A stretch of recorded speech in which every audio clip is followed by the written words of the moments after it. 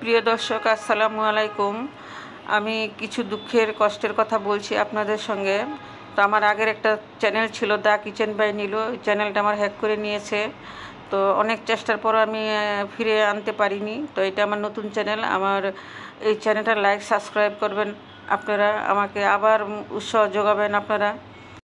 রেস্টুরেন্টের মতো আমি মেয়োনিজ তৈরি করে দেখাচ্ছি। তো প্রথমে 5টা ডিম নিয়েছি, সামান্য একটু লবণ, হাফ চামচ সাদা গোলমরিচের গুঁড়া, স্বাদ মতো চিনি দিচ্ছি, দিয়ে এটা ব্লেন্ড করে নিব। তো আমার এই চ্যানেলটা আপনারা লাইক সাবস্ক্রাইব করবেন, আপনারাই আমার উৎস।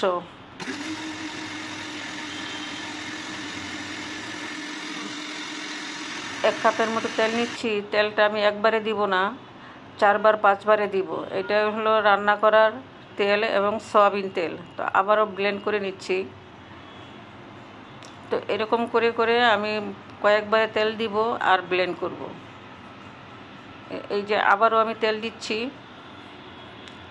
তো আপনাদের কাছে আমার রিকোয়েস্ট, আমার চ্যানেলটা আবার যেন দাঁড়াইতে পারি আমি, চ্যানেলটাকে নিয়ে আপনারা লাইক সাবস্ক্রাইব করবেন, আপনারা আমাকে উৎসাহ যোগাবেন, প্লিজ প্লিজ। তো এইভাবে আমি কয়েকবার ব্লেন্ড করছি আর তেল দিচ্ছি। আমি মোট 5বারে তেল দিয়েছি।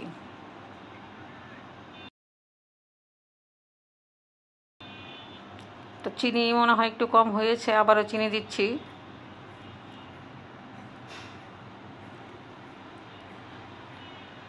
ভিনেগার দিচ্ছি 1 চামচ।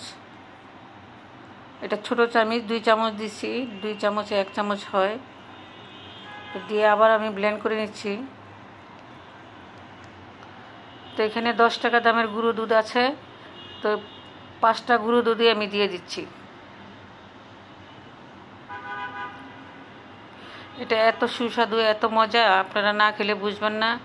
আপনারা একবার ট্রাই করেন, খরচ তো বেশি লাগবে না, সেম রেস্টুরেন্টের মতো। দেখেন কতটা ঘন হয়েছে, কত সুন্দর। তো একটা বাকি ছিল, এই দুধটা আমি দিয়ে দিচ্ছি। এইসব উপকরণ তো সবার ঘরেই থাকে, তাই বলছি আপনারা একবার ট্রাই করুন। এই মেয়োনিজটা অনেক খেতে সুস্বাদু, মজা। দেখেন ঘনটা, ফ্রিজে রেখে দিলে আরও ঘন হয়ে যাবে। তা আমি ফ্রিজে রেখে দেবো 1 ঘন্টার মতো। এই যে ফ্রিজ থেকে বের করে নিয়ে আসলাম, দেখেন এখন কেমন হয়েছে।